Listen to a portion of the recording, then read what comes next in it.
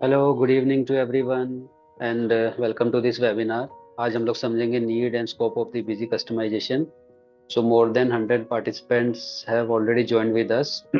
आज के वेबिनार में आप लोगों के पास चैट है। आप लोग अपने क्वेरीज लिख के भेज सकते हैं। So we will keep it interactive. आप भेजते रहिए जो भी आपकी ड्यूरिंग दिस सेशन आपके डाउट्स है या आप कुछ पूछना चाहते हैं। So we will keep looking at those chats and answer with the session only. अच्छा, I can see that most of the attendees are partner. आप में से कितने लोग ऐसे हैं जिनको कभी रिक्वायरमेंट पड़ी है कस्टमाइजेशन की, कि कस्टमर ने कुछ आपको कहा हो और आपको कस्टमाइजेशन की तरफ जाना हो? तो एक बार आप चैट के अंदर यस लिख के भेज दीजिए। सभी पार्टनर्स या रिसेलर्स भी हमारे साथ है जिनको लगता है, आप प्लीज यस लिख के भेज दीजिए। देखिए, yes yes yes yes yes यानी कि काफी रिक्वायरमेंट पड़ती है कस्टमाइजेशन की, बिजी की। ठीक है, lots lots of yes are coming. आज का जो हमारा सेशन है उसका हम लोग एजेंडा सेट कर लेते हैं कि ऑब्जेक्टिव है क्या। देखिए, आज जो है हम ये देखेंगे कि बिजी के अंदर कितनी तरह की कस्टमाइजेशन हो सकती है, पॉसिबिलिटी क्या है, और किन किन केसेस में कस्टमाइजेशन को हम एडवांस लेवल में भी लेके जा सकते हैं। इसको भी आज थोड़ा सा हम लोग देखेंगे आज के सेशन में। ठीक है, अलग अलग तरह की कस्टमाइजेशन होती है तो उनको भी समझेंगे। और आप लोगों के जो भी क्वेश्चंस है आप लोग लिखते रहिएगा चैट में, वी विल आंसर देम। तो ठीक है, आज का सेशन हम लोग शुरू करते हैं। सबसे पहले तो है कि नीड क्यों होती है कस्टमाइजेशन की। ठीक है, ठीक है, आप लोगों के चैट्स आ रहे हैं। हमारा टीम मेंबर जो है उसको आंसर करते रहेंगे कॉन्टिन्यूसली की पोस्टिंग। तो सबसे पहले है कि नीड क्यों होती है कस्टमाइजेशन की। अगर आप देखो, ठीक है, कुछ रिक्वायरमेंट ऐसी होती है कि बिजी आप लगाते हैं किसी इंडस्ट्री में, लेकिन वहां पे उस इंडस्ट्री की कुछ अलग नीड होती है जो कि बिजी के फीचर्स से कम्प्लीटली वो फुलफिल नहीं हो रही होती है 100%। ठीक है, वो कोई भी इंडस्ट्री हो सकती है, वो गारमेंट भी हो सकती है, वो मंडी भी हो सकती है, वो टेक्सटाइल भी हो सकती है, या कोई लोकल मार्केट में आपने सॉफ्टवेयर लगाया और वहाँ की इंडस्ट्री की कुछ यूनिक रिक्वायरमेंट थी। ठीक है, टेकन टेकन एग्जाम्पल की अब तो 5 पैरामीटर आ गए, पहले बिजी में 3 पैरामीटर थे, पर उस इंडस्ट्री के अंदर 5 की जरूरत थी पहले। तो आपको फिर वो कस्टमाइजेशन की तरफ जाना पड़ता। कोई विंडो ऐसी है, बैच की विंडो ऐसी है खुल के बंद हो जाती है, वो लोग कहते हैं कि हमारी इंडस्ट्री में इस तरह का कंसेप्ट है कि हमें स्क्रीन के ऊपर ही वो विंडो चाहिए होती है। कुछ यूनिक कैलकुलेशंस होती है कि सीधा बता रहे हैं बॉक्स कितना लिया, पीस कितना लिया, पॉइंट्स में कुछ नहीं बताना होता, उसके अंदर ऑटो कैलकुलेट हो जाए। तो इस तरह की रिक्वायरमेंट जब भी किसी इंडस्ट्री की होती है तो हमें फिर कस्टमाइजेशन की तरफ जाना पड़ता है। उसके बाद बेटर यूजर एक्सपीरियंस के लिए कस्टमाइजेशन की जरूरत पड़ती है कि जो फ्लो है वो बेटर हो जाए, डेटा एंट्री का इसके अंदर स्क्रीन बेटर दिखने लग जाए। कुछ लोग रेस्टोरेंट के लिए चाहते हैं कि पॉज बन जाए मेरा, जिसके अंदर की सामने दिखाने लग जाए कि जो आइटम्स होती है उसकी इमेजेस दिखाने लग जाती है, उसका बड़ा बड़ा टाइल्स में नाम दिखाने लग जाता है। उस पर क्लिक करके आप सेलेक्ट कर सकते हो कि क्या आप उसके अंदर बिलिंग कर रहे हो। कुछ ऐसे भी इंडस्ट्री होती है कि जिसके अंदर एक सिंगल विंडो के अंदर वो चाहते हैं कि मेरा जो है परचेज और सेल्स आ जाए, जो कि कमीशन का काम करते हैं कि परचेज किया और सेल के स्टॉक कुछ नहीं रखना होता, तो दो एंट्री नहीं डालनी होती है, स्क्रीन में ही सामने देखते रहते हैं कि परचेज और सेल मेरा साथ साथ निकल जाए। जैसे ही ऑर्डर आता है पीछे से परचेज करते हैं और आगे सेल आउट कर देते हैं, तो सिंगल विंडो पे उनको एंट्री चाहिए होती है। दो विंडो पे काम करने का मतलब है टाइम ज्यादा लगता है उसके अंदर। तो बेटर यूजर एक्सपीरियंस हो जाता है हमारा जब हम कस्टमाइजेशन की तरफ चले जाते हैं उस केस में। अगेन, रिपोर्टिंग हमें कस्टमाइज करनी होती है कि बिजी में 100+ रिपोर्ट्स है, बट कस्टमर अगर अपने हिसाब से रिपोर्टिंग चाहता है, हालांकि कस्टम कॉलम के थ्रू आप काफ़ी रिपोर्ट बिजी में और सेल्स रजिस्टर्स वगैरह बिजी में कॉन्फ़िगरेबल है, बट स्टिल अगर उनकी रिक्वायरमेंट पूरी नहीं होती है तो वो कुछ अलग वे में समराइज रिपोर्ट चाहते हैं, लिस्ट चाहते हैं, तो आप उनको कस्टमाइजेशन के लिए देख सकते हैं। और लास्ट में जो है इंटीग्रेशन चाहिए होता है कि इंटीग्रेशन अलग अलग तरीके से हो सकता है कि आपके कस्टमर जो है वो कोई दूसरा ईआरपी यूज कर रहे हो, डीएमएस यूज कर रहे हो, जो कि डीलर मैनेजमेंट सिस्टम है, जो कि डिस्ट्रीब्यूटर्स को कंपनीज प्रोवाइड करती है। तो उसके साथ इंटीग्रेशन करना हो, उनके ईआरपी के साथ इंटीग्रेशन कर रहा हो, कोई प्रोडक्शन ईआरपी चल रहा हो जिसमें उनकी इन्वेंट्री मैनेज हो रही होती है, प्रोडक्शन का प्रोसेस मैनेज हो रहा होता है, बट इजी के अंदर अकाउंटिंग उसकी चाहिए होती है, या वेबसाइट के साथ इंटीग्रेशन करना हो उसका। तो वो सारी चीजें भी कस्टमाइजेशन के थ्रू हम लोग देख सकते हैं। कस्टमाइजेशन में जो पहला स्टेप है that is the SQL query, जो कि सबसे पहले आप लोग कंसिडर कर सकते हैं उसको। देखिए, एसक्यूएल क्वेरी में मैं फिर एक बार एजेंडा आप लोगों को क्लियर कर देता हूँ।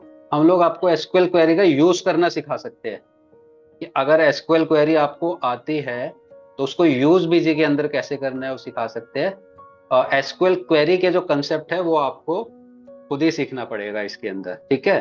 तो बहुत अच्छे वीडियोस अवेलेबल है, ट्यूटोरियल्स अवेलेबल है, जिनको देख के आप लोग जो है, प्लेलिस्ट अवेलेबल है बहुत सी, जिनको जिसको यूज करके आप लोग एसक्यूएल क्वेरी सीख सकते हैं। और बिजी में यूज कैसे करते हैं ये हम आपको दिखा देते हैं। देखिए, इनवॉइस डिजाइनिंग आप सभी लोग जानते हैं कि बिजी के अंदर बहुत इजी है, और ऑल्ट F4 से आप डेटाबेस की फील्ड पिक कर सकते हैं इनवॉइस डिजाइनिंग के लिए।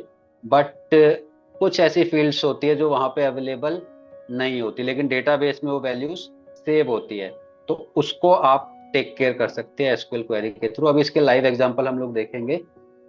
कुछ रिपोर्ट्स भी आप एसक्यूएल क्वेरी के थ्रू डिजाइन कर सकते हैं। देखिए, एसक्यूएल क्वेरी का जो कस्टमाइजेशन है, ये सिर्फ आपको आउटपुट दे रहा है डेटा से निकाल के, किसी भी तरह का इनपुट ये सेव नहीं कर रहा है बिजी के अंदर, ठीक है। कोई डेटाबेस में कुछ भी ऐड, मॉडिफाई, डिलीट, अपडेट नहीं होता है इसके अंदर, कमांड नहीं चलती है इसके अंदर, ठीक है। ये आप सेलेक्ट करके जो डेटाबेस ऑलरेडी सेव्ड है, डेटाबेस सेव कब होगा, या तो आपने कोई मास्टर बनाया होगा, या कोई ट्रांजेक्शन आपने करी होगी, या कोई कॉन्फ़िगरेशन सेव किया होगा आपने, तो उसके थ्रू जो भी डेटाबेस के अंदर टेबल्स में डेटा सेव है, अलग अलग टेबल्स होते हैं बिजी में, तो वहां से आप डेटा रिट्रीव कर सकते हैं एसक्यूएल क्वेरी के थ्रू।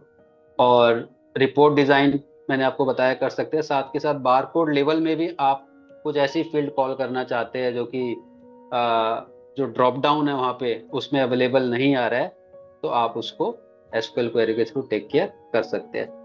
कुछ एसक्यूएल क्वेरीज का यूज देख लेते हैं तो कंसेप्ट आपको बेटर समझ आ जाएगा। मेरे पास कुछ रेडीमेड डेटाबेस है जिसमें हम लोग जो है वन बाय वन इसको देख लेते हैं। तो बेसिक समझने के लिए देखिए, बीजी के अंदर आपको मालूम होगा कि हर फाइनेंशियल ईयर का एक अलग डेटाबेस बन जाता है उसके अंदर।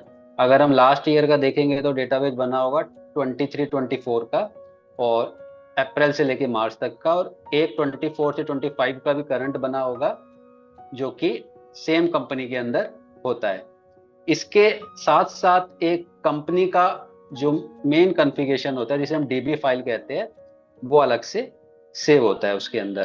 तो फाइनेंशियल ईयर वाइज अलग अलग डेटाबेस और एक मेन डेटाबेस होता है उसके अंदर।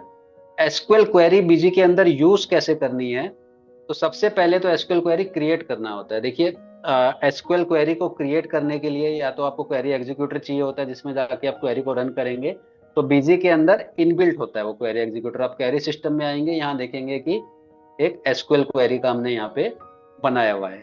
इसको आप कंट्रोल क्यू करेंगे और एस दबाएंगे तो भी ये यहाँ से रन हो जाएगा, ठीक है। तो आपको इस विंडो के अंदर आना है।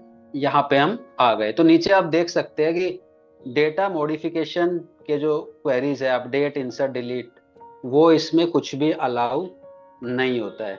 तो बीजी के अंदर कोई भी क्वेरी आपको रन करनी है तो यहाँ पे आके करेंगे। मैंने आपको बताया था कि एसक्यूएल क्वेरी से क्या क्या काम हो सकता है, तो आई होप आप लोगों ने वो स्लाइड अच्छे से देखी होगी।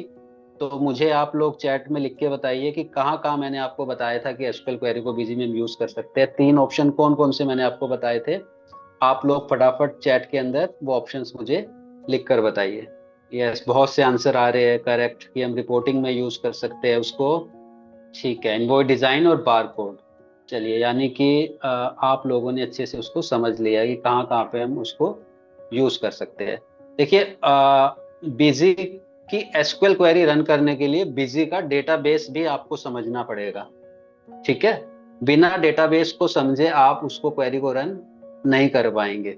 डेटाबेस को आपको ऐसे समझिए कि जब भी आप, अगर आपको एसक्यूएल क्वेरी आती है तो आपको बिजी का डेटाबेस समझना पड़ेगा। अगर आप एसक्यूएल क्वेरी सीखने जा रहे हैं तो आप प्रैक्टिस करेंगे सैंपल डेटाबेस में, लेकिन जब आप एक्चुअल उसको यूज करेंगे तो वो बिजी के डेटाबेस में करेंगे उसको यूज। तो बिजी के डेटाबेस में ही अलग अलग टेबल्स होती है उसके अंदर, और अलग अलग टेबल्स में अलग अलग जो है वैल्यू सेव होती है। आप मास्टर भी सेव करते हैं तो मास्टर की इंफॉर्मेशन भी अलग अलग टेबल्स के अंदर जाती है। मैं आपको थोड़ा सा टेबल का दिखा देता हूँ एक बार। देखिए, अभी मैं जो डीबी फाइनेंशियल ईयर की बात कर रहा हूँ, इतने सारे टेबल्स उसके अंदर होते हैं हमारे, जिसमें वैल्यू सेव होती है। तो फ्रंट में जो बीजी आप देख रहे हैं, ये तो सिर्फ आपको या तो दिखाने का काम करता है, या ये डेटा को इनपुट लेता है। सेव कहाँ पे होता है? इन टेबल्स में जाके डेटा सेव होता है सारा। ठीक है, आप देखिए ट्रांजेक्शन्स की कितनी सारी टेबल होती है। ठीक है, ट्रांजेक्शन में आपका हेडर पार्ट अलग जाके सेव होता है। ठीक है, आपका जो है आइटम्स का पार्ट अलग जाके सेव होता है। जीएसटी का पार्ट उसका अलग जाके सेव होता है। मास्टर कोई बनाते हैं तो आप मास्टर वन के अंदर उसकी इंफॉर्मेशन जाती है, एड्रेस की इंफॉर्मेशन अलग जाती है, फुटप्रिंट अलग जाता है। उसका जो ओपनिंग होता है वो जो है अलग टेबल के अंदर में सेव होता है। हमारे पास एक फोलियो वन नाम से टेबल होती है, जिसके अंदर जाके उसका इनपुट सेव होता है। तो ये सब पता कैसे चलेगा आपको कि बिजी का डेटाबेस में वैल्यूज कहाँ पे जाके सेव हो रही है? देखिए, इसके दो तरीके हैं जानने के। ठीक है, ये सब मैं इसलिए बता रहा हूँ क्योंकि एक्सक्यूएल क्वेरी आप एग्जीक्यूट कर ही नहीं पाओगे जब तक आपको डेटाबेस का नाम नहीं पता और डेटाबेस के अंदर कॉलम्स में क्या क्या है आपको नहीं पता। तो इसको सीखने के दो तरीके हैं। सबसे पहले, अगर आप खुद सीखना चाहते हैं तो आप ट्राई कर करके सीखिए। एक सेल का वाउचर डालिए और यहाँ आके देखिए कहाँ कहाँ पे वैल्यू सेव हो रही है। ये लंबा तरीका है इसको, लेकिन इसका रेडीमेड कंटेंट हमारे पास अवेलेबल है, डेटाबेस का स्ट्रक्चर मैं आपको दिखा देता हूँ।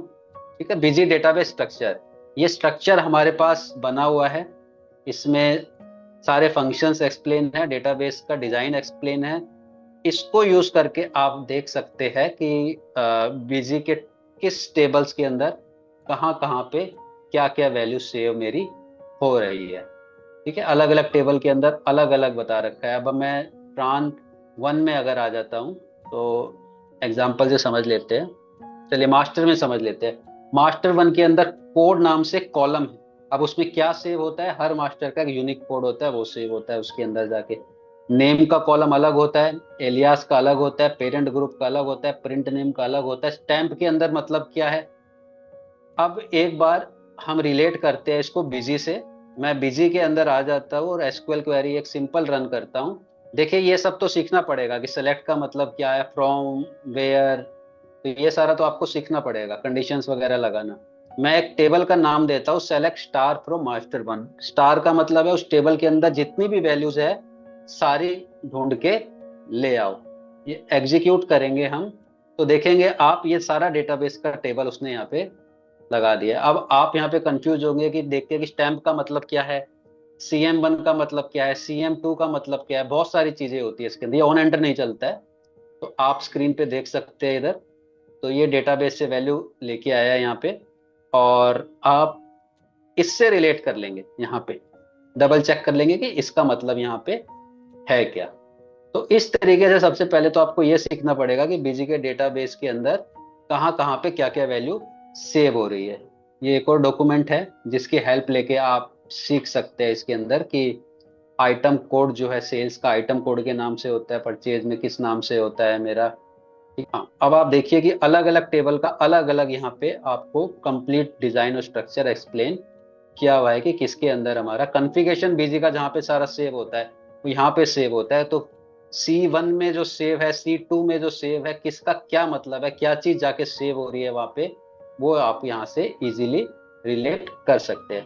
तो अगर बीजी का डेटाबेस आपको सीखना हो तो तरीका उसका ये है कि आप पूरा डेटाबेस सीखने जाएंगे अगर एक बार में तो वो डिफिकल्ट है। तो वो यूज केसेस के बीच में अनुसार आप सीखिए कि कोई यूज केस आपके पास आया है, उससे रिलेटेड आपको कुछ काम करना है, क्वेरी बनानी है, तो उतना सीख लीजिए ढूंढ के कि यहाँ पे क्या सेव हो रहा है। क्योंकि आप सारा सीखेंगे, हो सकता है कभी वो काम ही ना आए या भूल जाए उसको।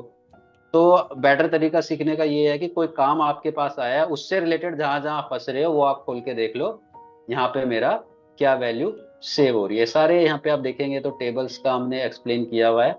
और आगे जाके ट्रान के टेबल जो आ जाते हैं, ट्रान वन आ जाता है इसके अंदर हमारा, ये सारा इसके अंदर एक्सप्लेन किया हुआ है कि इसके अंदर क्या वैल्यूज हमारी जाती है। कि वाउचर कोड जाता है, सेल्स ऑर्डर का जाता है, तो ट्रान वन में किस किस ट्रांजेक्शन की वैल्यू जाती है, ये इस ट्रांजेक्शन की वैल्यू हमारी सेव होती है।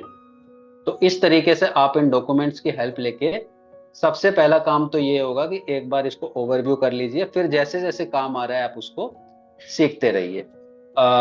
ठीक है, अब देखते हैं कि हमने कुछ ट्रांजेक्शन इसमें डाली होगी। ये हमने परचेज की एक ट्रांजेक्शन डाली हुई है इसके अंदर, अब ये कहीं ना कहीं सेव हुई होगी डेटाबेस में जाके। ठीक है, तो अगेन अगर हमारी हम क्वेरी के थ्रू जाके देखना जाए, ट्रांजेक्शन देख लेते हैं ट्रान 1 में और ट्रान 2 में। स्टार का ही हमने बता दिया, मतलब कि सब कुछ ढूंढ के ले आ वहां पे जो भी पड़ा है। तो ये देखिए लेके आ। वाउचर टाइप 2 का मतलब क्या होता है आपको नहीं पता होगा। वाउचर टाइप 2 का मतलब होता है कि ये परचेज की ट्रांजेक्शन है, तो हर उसको एक नंबर दिया गया है।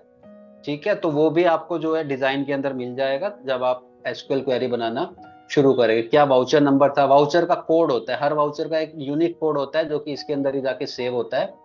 अब एक वाउचर मल्टीपल टेबल में सेव हो रहा है जाके, तो आपस में रिलेट कैसे करोगे, वाउचर कोड के थ्रू। ट्रान 1 में भी वाउचर कोड 1 मिलेगा, ट्रान 2 में भी वाउचर कोड 1 मिलेगा, तो रिलेट हो जाएगा आपस में कि वो वाउचर मेरा सेम है।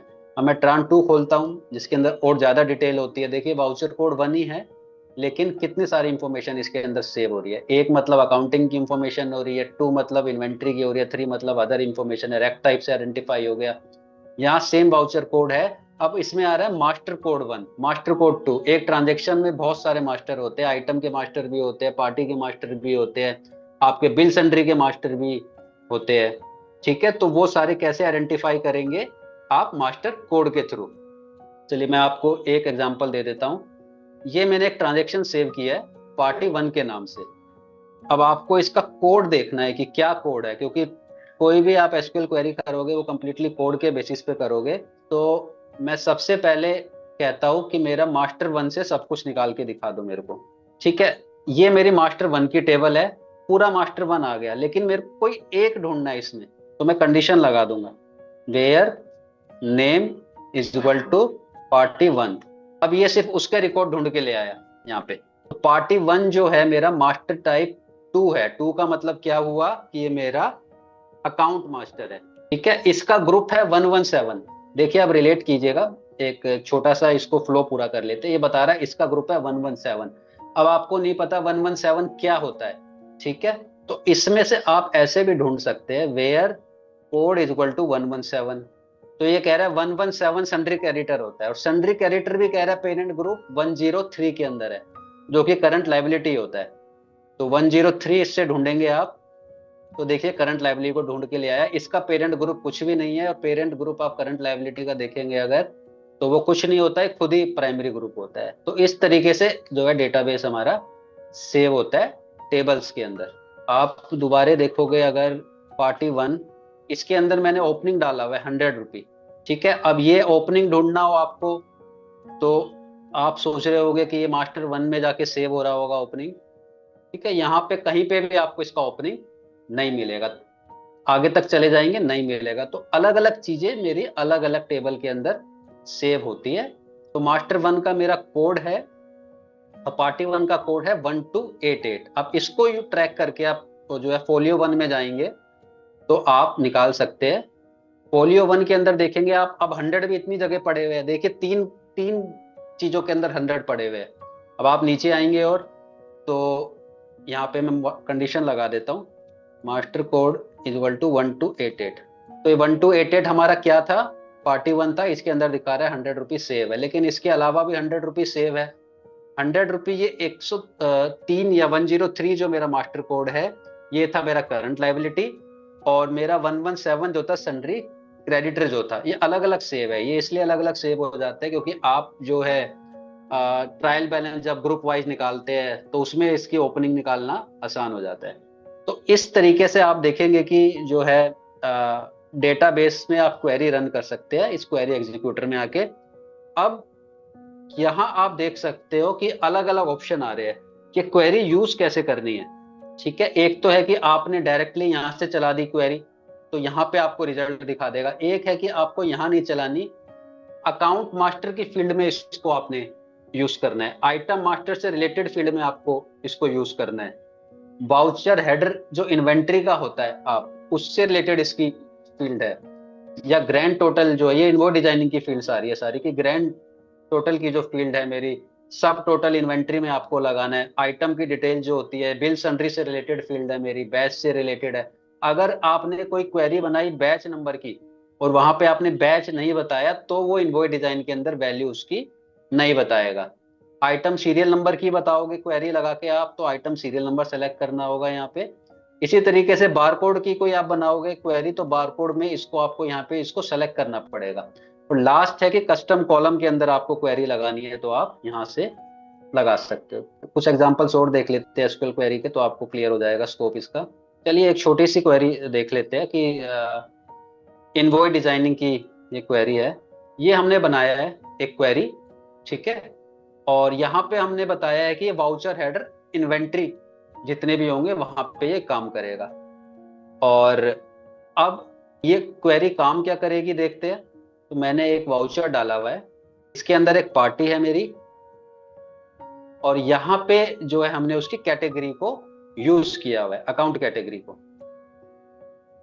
अब अगर ये फील्ड अवेलेबल नहीं है तो आप क्या करोगे, पहले तो हम इनवॉइस डिजाइन करेंगे। इनवॉइस डिजाइन के अंदर आप जाओगे तो आपने हेडर की क्वेरी बनाई है, तो यहाँ पे उसको कॉल करोगे कि मेरी एसक्यूएल क्वेरी जो थी किस नाम से थी। हमारी एसक्यूएल क्वेरी आपने देखा होगा कि वो टू नाम से थी, तो नाम बताना पड़ता है यहाँ पे। वाउचर हेडर के अंदर मैं लेके जा रहा हूँ उसको, यहाँ पे अगर मैं आइटम मास्टर कर दूंगा तो वहां पे काम वो नहीं करेगा, ठीक है। ये मैंने इनवॉइस डिजाइन के अंदर वो बता दिया कि मेरी 2 नंबर की क्वेरी है वो, जिसको मैंने यहाँ पे यूज किया। एक सिंपल सा एग्जांपल है ये। तो आप देखोगे कि इनवॉइस डिजाइन के अंदर वो वैल्यू यहाँ पे आपको दिखाने लग जाएगा। आगे पीछे आपको कुछ भी लगाना हो इनवॉइस में आप लगा सकते हो यहाँ पे। कुछ एग्जांपल और देख लेते हैं, उसके बाद मैं इसका डॉक्यूमेंट आप लोगों को दिखा दूंगा कि आपको बिजी के अंदर कुछ आपको पैरामीटर्स लगाने हो तो किस तरीके से लगा सकते हो। बॉम्ब प्रिंटिंग का देख लेते हैं। एक हमने बॉम्ब बना लिया यहाँ पे, बिल ऑफ मटेरियल। इसके अंदर कुछ रॉ मटेरियल्स लग रहे हैं, ठीक है। अगर कस्टमर की रिक्वायरमेंट ये है कि ये जो रॉ मटेरियल है, जब मैं सेल इनवॉइस काटूं तो ये रॉ मटेरियल मेरे को वहां पे दिखाने लग जाए कि क्या मेरा इसके साथ कंज्यूम हुआ था। तो अगर इम्प्लीमेंटेशन करते हुए ऐसी कोई रिक्वायरमेंट आती है तो आप जो एसक्यूएल क्वेरी इस तरीके से अलग अलग आप बना के और उसको कॉल करवा सकते हो इनवॉइस डिजाइन में, कि रॉ मटेरियल को कैसे कॉल करवाएंगे आप, ठीक है। इस तरीके से क्वेरी यहाँ पे डिजाइन कर सकते हो। आइटम डिटेल्स हमने बताया यहाँ पे। और जब आप डॉक्यूमेंट डिजाइन करोगे तो वहां पे आपको लगाना पड़ेगा क्वेरी को। बॉडी की क्वेरी थी तो यहाँ पे आप उसको बता सकते हो कौन सी क्वेरी आपने यहाँ पे लगाई है। ये हो सकता है कि थोड़ा सा कॉम्प्लेक्स लग रहा हो आपको कि किस तरीके से इनवॉइस डिजाइन हो गया या कैसे हो गया। देखिए ये सब आइटम हमने बिल नहीं किया, लेकिन वो क्वेरी के बेसिस पे लेके आ गया, और आइटम की उसने कैलकुलेशन भी क्वांटिटी की अपने आप कर दी, तो कंज्यूम हुई होगी। लेकिन जब आप इसको करने लगोगे और आपस में लिंक करोगे तो ये चीजें आपको आसान वहां पे लगने लग जाएगी। तो जस्ट आप स्कोप समझ लीजिए अभी तो कि क्या क्या काम एसक्यूएल क्वेरी हमारे आ सकती है। एक और देख लेते हैं कि बिल रेफरेंस ड्यू बिल्स अगर प्रिंट करने हो मेरे को इनवॉइस के। अगेन कुछ भी करने के लिए हमने क्वेरी तो डिजाइन की होगी बैकएंड में, तो अलग अलग तरीके से आप क्वेरी डिजाइन करके आप उसको इनवॉइस में कॉल करवा सकते हो। जो वैल्यूज यूजुअली पिक नहीं हो रही है तो वो वहां पे पिक होने लग जाएगी। उस पर्टिकुलर पार्टी के अभी तक के टोटल ड्यू कितने थे और पेंडिंग कितने हैं, वो सारा इसमें से आप चेक कर सकते हो इसके अंदर। तो ये भी एक ऑप्शन है कि आप उसको यूज कर सकते हो। आप चाहो तो इससे रिपोर्टिंग का काम भी कर सकते हो, वो वाला पार्ट भी आप इसमें आप पूरा देख सकते हो इसके अंदर।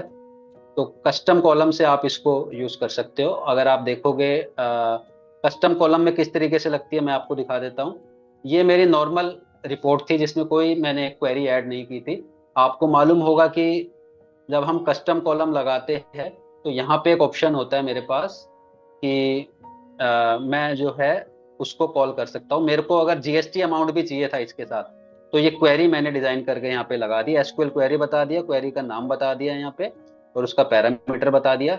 अब जब भी मैं ये रिपोर्ट रन करूंगा तो जीएसटी का अमाउंट उठ के उस वाउचर्स में जितना भी लगा होगा अपने आप आ जाएगा। देखिए स्टैंडर्ड रिपोर्ट में नहीं आ रहा है ये, ठीक है। लेकिन अगर मैं एसक्यूएल क्वेरी के थ्रू डेटा फैच कर रहा हूँ तो जीएसटी का अमाउंट को वहां पे पिक करने लग गया है। तो इस तरीके से आप कस्टम कॉलम के थ्रू भी आप एसक्यूएल क्वेरी को यूज कर सकते हो। और तो पैरामीटर सीखने के लिए आप लोग को मैं क्विकली बता देता हूँ। आप बिजी के यूजर मैनुअल में जाइएगा और यहाँ पे डिस्प्ले में जाना है अपने को। डिस्प्ले में जाएंगे, क्वेरी सिस्टम में जाएंगे, और यहाँ पे लास्ट में एसक्यूएल क्वेरी पे जाएंगे। तो ये पैरामीटर्स आपको हेल्प करेंगे एसक्यूएल क्वेरी जब आप एग्जीक्यूट करेंगे बिजी के अंदर। तो जो चीजें मैंने आपको बताई है इसमें अलग अलग पैरामीटर्स अलग अलग जगह पे यूज हुए हैं, वो यहाँ पे आप काम इसका कर सकते हैं। ठीक है, तो इस तरीके से आप बिजी के अंदर एसक्यूएल क्वेरी को यूज कर सकते हैं। और एसक्यूएल क्वेरी ही नहीं आती है सर, वो आपको सीखना पड़ेगा एक बार। तो वो बहुत से ट्यूटोरियल्स अवेलेबल है, उससे आप सीख सकते हैं। और बिजी के अंदर यूज कैसे करते हैं, तो यही सारे इसके यूज केसेस एसक्यूएल क्वेरी के हमारे बनते हैं इसमें। नेक्स्ट ऑप्शन होता है हमारे पास कस्टम वैलिडेशन का भी, जिसके थ्रू आप जो है कस्टमाइजेशन को आगे लेके जा सकते हैं। कस्टम वैलिडेशन जो है मास्टर्स ऑफ ट्रांजेक्शन दो जगह यूज होती है। तो अगेन अगेन जो है आप में से कुछ ऐसे पार्टनर्स होंगे जिन्होंने कुछ कस्टम वैलिडेशन अभी तक बनवाई होगी, सॉल्यूशन पार्टनर से बनवाई होगी, हमसे बनवाई होगी, या खुद बनाई होगी। आप में से जिन्होंने भी बनवाई है प्लीज एक बार चैट में यस लिख के टाइप करके भेजिए कि कस्टम वैलिडेशन जो होती है वो आपने यूज करी है पार्टनर्स के यहाँ पे। ठीक है, again so many yes are coming. देखिए बोलते ही more than I think 20-30 yes हमारे पास आ गया, तो यानी कि काफी यूज होता है कस्टम वैलिडेशन भी। Very good. तो कस्टम वैलिडेशन सर जो है काम क्या करता है, ये बेसिकली तो बिजी में कुछ स्क्रीन पे वर्किंग हो रही होती है, आपकी कुछ कैलकुलेशन चल रही होती है, कुछ फ्लो चल रहा होता है, उसमें आपको कुछ चेंजेस चाहिए होते हैं, तो आप वैलिडेशन को यूज कर सकते हैं। या आपको कोई चेक्स एंड कंट्रोल उसमें लगाने होते हैं। Checks and control in the sense कि जब तक एमआरपी से नहीं डालोगे या सेल प्राइस नहीं डालोगे मास्टर सेव ना हो। ऐसा तो बिजी में फीचर होता नहीं है, डालना ही पड़ेगा तो ही सेव होगा वो। तो वो वैलिडेशन के थ्रू आप उसको हैंडल कर सकते हो। मोबाइल नंबर 10 यूनिट का ही हो, 10 डिजिट का ही हो, ऐसा तो कोई चेक है नहीं, लेकिन आप वैलिडेशन के थ्रू वो लगवा सकते हो। अगर नहीं होगा तो उसको सेव आपको नहीं करने देगा वहां पे वो। आप कहते हो कि किसी भी पार्टी का नाम में जो है न्यूमेरिक नहीं डालने, ठीक है, सिर्फ अल्फाबेटिकली नाम ही डालने हैं, तो ऐसी भी रिक्वायरमेंट है तो आप वैलिडेशन के थ्रू बना सकते हो। वाउचर करते हुए भी आप कहते हो कि मेरे सेल के अंदर 3 ही आइटम यूज हो, उससे ज्यादा कोई यूज ही ना कर पाए। हालांकि लाइन डिफाइन कर सकते हो आप उसके अंदर, बट स्टिल वो आप वैलिडेशन के थ्रू टेकअप कर सकते हो उसमें। फिर आप उसमें करना चाहते हो कि नरेशन जो है आपकी मैंडेटरी हो डालना, तो आप यूज कर सकते हो। आप कहते हो पेमेंट का वाउचर कर रहा हूँ, जो भी पीडीसी डेट है ऑटोमेटिकली उठ के मेरी नरेशन में आ जाए, तो वैलिडेशन के थ्रू करवा सकते हो। आप कहते हो कि जब भी मैं मटेरियल रिसीव करूं तो उसके अगेंस्ट एक मटेरियल इशू ऑटोमेटिकली पोस्ट हो जाए, वो आप कर सकते हो। ठीक है, तो बहुत इसका स्कोप होता है वैलिडेशन का जो कि आप यूज कर सकते हो। काम कैसे करता है और कैसे आप सीखेंगे ये तो देख लेते हैं। मैंने कुछ अगेन एग्जाम्पल बना रखे हैं इसके, मैं आपको शो कर देता हूँ। ये मेरे पास एक डेटा है ऑटो आइटम एलियास बनाने का, कि कस्टमर कहता है कि एलियास मेरा अपने आप बन जाए। अच्छा, अभी तो आप लोग जानते हैं कि एलियास अपने आप बनता नहीं होगा, तब भी आपको बिजी के अंदर एलियास बनाना है तो आप बनाते हो, तो उसके अंदर 1 2 3 4 5 टाइप करते हो। लेकिन वैलिडेशन के थ्रू पहले मैं दिखा देता हूँ, फिर वैलिडेशन की स्क्रीन पे चलेंगे। देखिए एलियास अपने आप आ गया इसमें, ठीक है ना। ये 3 मैंने नहीं डाला, ये इसमें जो है ऑटोमेटिकली पिक होके आ गया, तो ये मेरा काम करता है। उसके बाद मैं फिर डालता हूँ तो ये देखिए ये अपने आप आ गया मेरा। तो ये वैलिडेशन का काम होता है। तो इस फॉर्म के अंदर हमने एक स्क्रिप्ट लगा रखी है basically, that is custom validation. कोई रिपोर्ट नहीं है, कोई एसक्यूएल क्वेरी नहीं है, आपको कोई ये इनपुट लाके नहीं दे रहा है इसके अंदर, ठीक है। ये आपका बिहेवियर चेंज कर देता है स्क्रीन के ऊपर।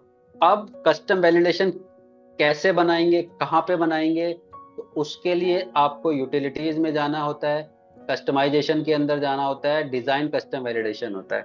प्रीरिक्विजिट क्या है इसको बनाने के लिए? सर इसको बनाने के लिए 2 चीजों की आपको जरूरत पड़ती है।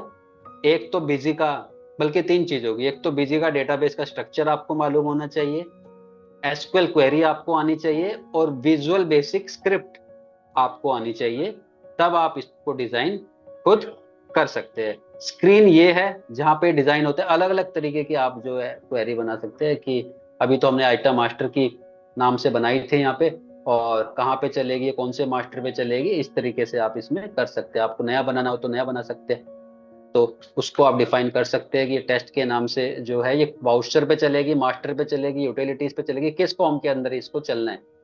वाउचर पे चलनी है अगर कोई क्वेरी आपकी सेल पे चलनी है तो कौन से फॉर्म के ऊपर चलनी है, मेन फॉर्म पे, ऑप्शनल फील्ड पे, अलग अलग विंडोज खुलती है ना वहाँ पे, और कौन सी सीरीज के ऊपर काम करेगी। तो ये सारी डिजाइनिंग आपके यहाँ पे होती है, और इसके लिए वीबी एडिटर भी आपको जो है इंस्टॉल करना पड़ता है इसको डिजाइन करने के लिए। तो इन चीजों की जरूरत पड़ती है। आपको डेटाबेस की नॉलेज होनी चाहिए, आपको इसमें जो एसक्यूएल क्वेरी आनी चाहिए, और तीसरा जो है इसके अंदर आपको वीबी स्क्रिप्ट की नॉलेज इसमें होनी चाहिए। तो विजुअल बेसिक का जो आपका सॉफ्टवेयर है वो इंस्टॉल होगा तो स्क्रिप्टिंग खुल जाएगी आपकी, आप उसको डिजाइन इसमें कर सकते हैं।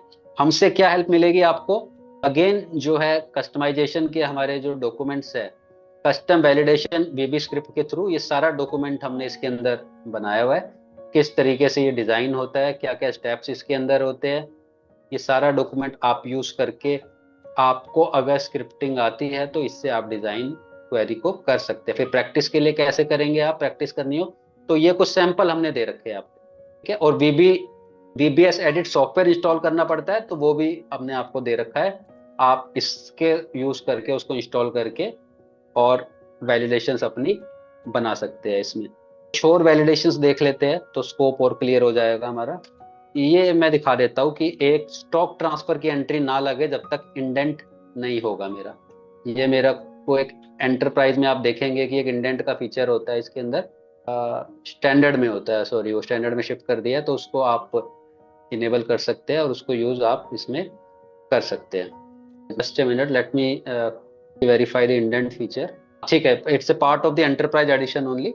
तो इनेबल कर लेंगे, या जहाँ पे ऐसी रिक्वायरमेंट हो कि मेरे को जो है मटेरियल जब भी मैं, सॉरी स्टॉक ट्रांसफर जब भी मैं करूँ तो विदाउट इंडेंट वो ना हो। आपको मालूम होगा कि जो इंडेंट का फीचर होता है ये परचेज रिक्विजिशन होता है बीजी में, जब एक मटेरियल सेंटर से दूसरे पे मटेरियल मेरा जाता है तो इंडेंट के विंडोज खुलते हैं उसको एडजस्ट करने के लिए, कि आप इंडेंट को एडजस्ट कर लीजिए। आप सेल्स तो रोक सकते हैं बिना सेल्स ऑर्डर के, ठीक है। इसी तरह चालान पे भी वैलिडेशन लग जाते हैं कि उसके बिना मेरी एंट्री ना हो, लेकिन इंडेंट पे ऐसा कोई प्रोविजन नहीं होता कि आप उसके बिना कोई एंट्री को रोक सके। तो अगेन आप देखेंगे कि ये भी एक वैलिडेशन इसके अंदर डली होगी।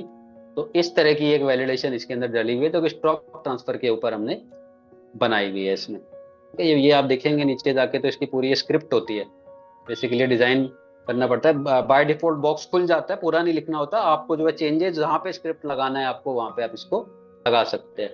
तो कोई भी आप स्टॉक ट्रांसफर करेंगे अगर, ये आप देखिए ये बाय डिफॉल्ट बीजी का फीचर नहीं है कि इंडेंट ना जाए मेरा, ये आपको ये मैसेज आना और इस फॉर्म पे ये क्यों काम कर रहा है, क्योंकि इस फॉर्म पे हमने कस्टम वैलिडेशन लगाया हुआ है, तभी ये फीचर यहाँ पे काम कर रहा है। तो इसको भी आप एक एग्जांपल के तौर पे ले सकते हैं, स्कोप आपको और क्लियर हो जाएगा कहाँ कहाँ पे वैलिडेशन यूज कर सकते हैं। क्या एक पेमेंट की एंट्री जब हम करते हैं तो उस पे आ जाते हैं, पीडीसी की पेमेंट की एंट्री। ये देखिए शॉर्ट नरेशन के अंदर अपने आप पीडीसी की डेट उठ के आ गई, 12/4 मैंने डाला था तो 12/4 यहाँ पे भी आ गए। मैं अगेन डाल देता हूँ दूसरा वाउचर, ये अब यहाँ पे डेट आ गई। ये अपने आप उठ के कैसे आ रही है, क्योंकि इस फॉर्म पे हमने जो है एक वैलिडेशन लगाई हुई है। तो इस तरीके से आप देखेंगे कि फॉर्म के ऊपर कोई भी काम आपने करना हो, अदरवाइज क्या होता है काम मैनुअल करता, कोई मैनुअल करता तो या तो भूल जाता है, गलत भी डाल सकता था इसको कोई, क्या और टाइम अलग से लगता उसके ऊपर डेट वापस नीचे लेके आना, बट उसको हमने ऑटोमेट कर दिया थ्रू कस्टम वैलिडेशन। ये भी एक पॉसिबिलिटी है, इसको भी आप देखेंगे अगर तो स्क्रिप्ट बन के इसमें डली है कस्टम वैलिडेशन की। कहाँ पे चलेगी, पेमेंट के ऊपर चलेगी, ये मेन फॉर्म पे चलेगी। सारी सीरीज भी आप पर्टिकुलर सेलेक्ट कर सकते हैं कि एक पे चलानी है या कैसे करना है आपको। और ये इसकी स्क्रिप्ट होती है। आपको बाय डिफॉल्ट जब आप बनाएंगे तो स्क्रिप्ट पूरी लोड हो जाती है, आप उसमें जो भी चेंजेस आपको करने हैं तो आप उसके अंदर चेंज करके उसको यूज कर सकते हैं। तो इस तरीके से आप चला देखिए बाय डिफॉल्ट स्क्रिप्ट सारी लोड हो गई है इसके अंदर। आपको जहाँ पे भी स्क्रिप्टिंग लगानी है तो वहां पे आप स्क्रिप्ट लगा के उसको चेंज कर सकते हैं, क्या मैसेज दिखाना है वो सब यहाँ पे आप टाइप कर सकते हैं। तो एक ये भी हो गया कि आप इसको यूज कर सकते हैं। एक टाइल्स इंडस्ट्री की रिक्वायरमेंट भी देख लेते हैं, इसके अंदर भी एक वैलिडेशन डली हुई है हमारे पास।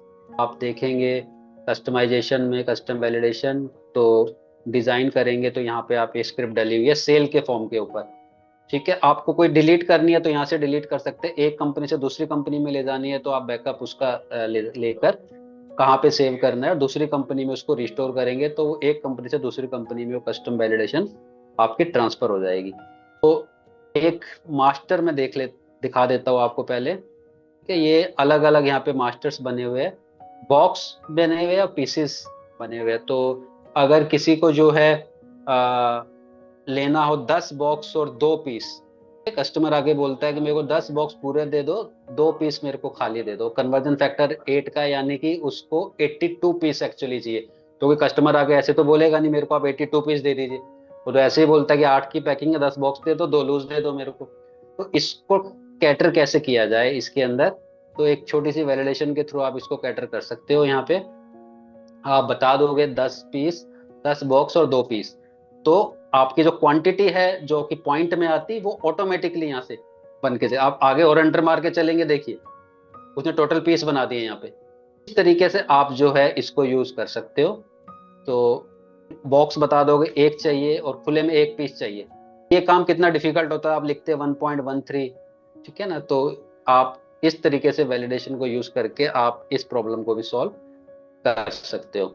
ये थे कुछ एग्जांपल हमारे कस्टम वैलिडेशंस के।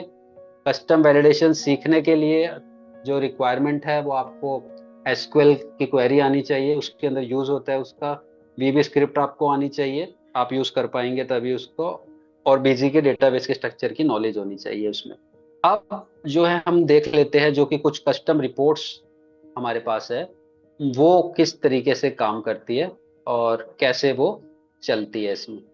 कस्टम रिपोर्ट्स कहाँ पे आपको मिलेगी, यूटिलिटीज के अंदर, कस्टमाइजेशन के अंदर। कस्टम रिपोर्ट आप खुद की डिजाइन करनी हो तो यहाँ से कर सकते हैं, इसके अंदर आप रिस्टोर डिलीट बैकअप का ऑप्शन है, तो इसके अंदर एक रिपोर्ट हमारी डली हुई है आइटम ग्रुप स्टेटस करके। ठीक है, तो इस तरीके से आप देखेंगे कि इसमें अलग अलग ऑप्शन होते हैं कि रिपोर्ट ऑप्शन क्या क्या चाहिए आपको, आप इसमें यहाँ पे बता सकते हैं सेलेक्ट करके, कैप्शन क्या होना चाहिए और हेडर फील्ड क्या होती है, रिपोर्ट का लॉजिक क्या होता है। ये लॉजिक के लिए फिर आपको किस चीज की जरूरत पड़ेगी, वही तीनों चीजों की जरूरत पड़ेगी। विजुअल बेसिक स्क्रिप्ट आपको आनी चाहिए और इसके बाद जो है आपको आना चाहिए एसक्यूएल की नॉलेज, क्वेरी की, और बीजी का डेटाबेस स्ट्रक्चर की, और रिपोर्ट का डिस्क्रिप्शन वगैरह आप सब यहाँ पे इसमें डाल के सेव कर सकते हैं। रिपोर्ट बनाना हमने पहले बताया था कि बीजी के अंदर 100+ रिपोर्ट्स होती है, बट किसी केसेस में कस्टमर कहता है कि मेरे को अलग से ही अपनी लॉजिक पे रिपोर्ट चाहिए और बिल्कुल ऐसी ही चाहिए, तो आप उसको डिजाइन यहाँ पे सकते हैं। तो आप ये देख सकते हैं कि इस डेट से इस डेट के बीच में एक ग्रुप का आपका डेली का जो है उसकी स्टॉक का स्टेटस था, ओपनिंग कितना था, परचेज कितना था, opening plus purchase is the total, then sales कितना हुआ, देन क्लोजिंग कितना हुआ। ठीक है, ग्रुप के बेसिस पे अगर आपको चाहिए तो आप इस तरीके से एक सैंपल डिजाइन कर सकते हैं। तो बीजी के अंदर ऐसी एग्जैक्टली रिपोर्ट नहीं है, लेकिन अगर कस्टमर आपको बोलता है तो आप इसको यूज कर सकते हैं। और कुछ एग्जांपल्स देख लेते हैं इसके अंदर। अगेन रिपोर्ट देखने के लिए आपको जो डिजाइन हुई होगी तो आपको यहाँ पे जाके कस्टमाइजेशन में आप देखेंगे तो आपको मिल जाएगी। एक कस्टमर से दूसरे कस्टमर में ले जानी है तो आप डिजाइन कर सकते हैं। डिजाइन करते हुए आप चाहे तो उस पर पासवर्ड लगा सकते हैं और किस डोंगल पे वो चलेगी वो बता सकते हैं। पासवर्ड लगा लेंगे तो फिर वो कोई उसको जो है मॉडिफाई नहीं कर पाएगा, कॉपी नहीं कर पाएगा, वो सारे लॉजिक्स इसके अंदर है। कस्टम रिपोर्ट देखने के लिए आपको जाना होगा डिस्प्ले में, जिस कंपनी में कस्टम रिपोर्ट डली होगी वहां पे दिखाएगी, अदरवाइज वो नहीं दिखाता है वहां पे। तो इस तरीके से अभी इसमें डेटा नहीं है इसके अंदर, तो देखिए अलग अलग कॉलम्स के अंदर आपको वैल्यू एक कस्टमर के रिक्वायरमेंट के हिसाब से यहाँ पे आ जाएगी। सेटलमेंट बीजी के अंदर होता है लेकिन ऐसा नहीं होता सेटलमेंट। इस तरीके से आपको सेटलमेंट अगर कोई कस्टमर ने बोला और हमने उसको कस्टम रिपोर्ट के थ्रू बना के दे दिया, ठीक है, वैसे आप दिखा सकते हैं कस्टमर को बीजी का सेटलमेंट ये रिपोर्ट होता है, पर कस्टमर कहता है कि मुझे बिल्कुल इसी कॉलम इसी फ्लो में चाहिए, तो यू कैन आस्क कर कि कस्टम रिपोर्ट के थ्रू आप बना देंगे इस रिपोर्ट के तरीके से। अलग अलग इंडस्ट्री की अलग अलग कस्टमर की अलग अलग रिक्वायरमेंट होती है जो कि आप इससे देख सकते हैं। कस्टम रिपोर्ट देखिए अलग अलग ये एक इंडस्ट्री के लिए हमने बनाई हुई है यहाँ पे। तो आप देखेंगे कि इस तरह की आपकी जो है एक बैच पे पूरी रिपोर्ट चल रही है इनकी, तो वो आप देख सकते हैं यहाँ पे कि एक बैच का क्या ट्रैक रहा, बिल्कुल ऐसे ही उनको चाहिए थी, तो ये कस्टमर को देखिए कितनी लंबी रिपोर्ट जो है कस्टमाइज होके मिल गई। लुक एंड फील में बिल्कुल आप देखेंगे कि ये बिल्कुल बिजी का ही पार्ट लगता है, ऐसा नहीं है कि उनको लगता है कि कस्टमाइज करवाया हुआ मैंने या बाहर से चल रही है। तो इस तरीके से आप देख सकते हैं, एक पर्टिकुलर बैच की ट्रैकिंग देखनी है तो इस तरीके से आप देख सकते हैं, कहाँ से आया था, कैसे गया, क्या उसकी बाकी पैरामीटर्स थे, डीओ रेट क्या था, इस तरीके से पूरी कस्टमाइज रिपोर्ट एक कस्टमर के लिए बनी हुई है यहाँ पे। तो ये था हमारा जो कि पार्ट था कस्टम रिपोर्ट का। इसके बाद एक और चीज बीजी के अंदर कस्टमाइजेशन के लिए होती है, जिसको हम बोलते हैं एड ऑन। एड ऑन देखिए क्या करता है। एड ऑन का जो काम होता है वो बेसिकली डेटा इनपुट वाला काम है, उसके अंदर आ जाता है। अब आप ये मान के चलिए कि रेस्ट्रो बार हमारा जो एक था पहले वो एड ऑन था इसके अंदर। अभी जो बीजी का रिकॉम है दैट इज एड ऑन। बीजी रिकॉम बहुत सारे काम करता है, उसके अंदर कॉन्फ़िगरेशन भी सेव होता है, उसके अंदर डेटा भी आप पंच कर सकते हैं, उसके अंदर रिपोर्ट भी आप व्यू कर सकते हो। तो एड ऑन एक अपने आप में एक प्रोजेक्ट होता है बड़ा, ठीक है।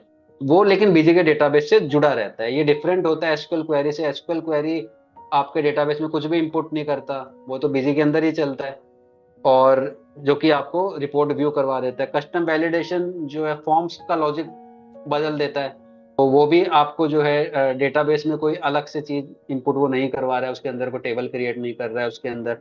और जो हम कस्टम रिपोर्ट देखा वो भी आपको व्यू ही दे रहा है। लेकिन एड ऑन जो होता है हमारा, ये एक एडवांस होता है। मान लीजिए कि किसी का जो है फ्रूट का बिजनेस है, वो कहता है कि आपकी सेल्स की स्क्रीन मुझे पसंद नहीं है, मेरी सेल की स्क्रीन मेरे हिसाब से ही डिजाइन होनी चाहिए, और उसके ऊपर जो है मेरे को अलग अलग ऑप्शंस दिखाए, वो अलग अलग कैटेगरी वाइज वो मेरे को दिखा दे कि कौन सा मेरा जो है फ्रूट्स का अलग दिखा दे, वेजिटेबल का मेरे को अलग वहाँ पे जो है आइकन बना के दिखा दे। उसके अंदर क्लिक करूँ तो फर्दर मेरे को कलरफुल वहाँ पे दिख जाए। कोई कहता है कि मेरे को रूम बुकिंग के लिए एक होटल का मेरे को एड ऑन बनवाना है, तो उसके हिसाब से ही वो एड ऑन बनेगा।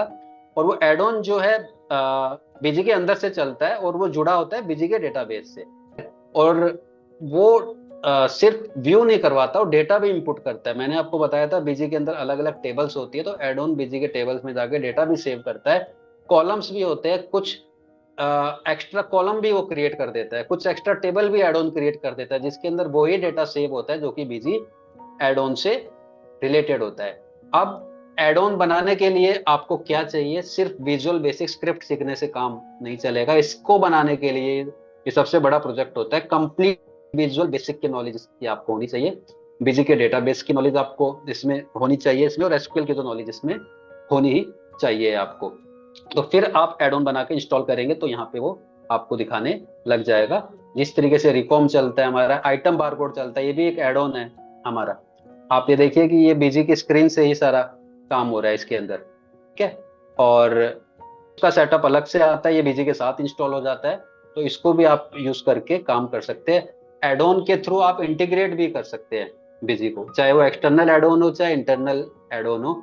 मान लीजिए कि आपकी कोई वेबसाइट है आपके कस्टमर की, जहां पे कस्टमर अपने ऑर्डर पंच कर रहा है, बट कस्टमर कहता है कि या सेल्स इनवॉइस भी वहीं से काट रहा है, और कस्टमर कहता है कि डबल काम अपने को नहीं करना है, बीजी के अंदर वो डेटा ऑटोमेटिकली पुल होके आ जाए, तो वो काम आप एड ऑन के थ्रू कर सकते हो, इंटीग्रेशन के थ्रू कर सकते हो। चाहे वो कंपनी के अंदर आके आप चलाओ तो वो आपका डेटा डाउनलोड करके ले आएगा, जिस तरह बीजी रिकॉम डाउनलोड करता है डेटा, तो वो आप डाउनलोड कर सकते हैं इसके अंदर।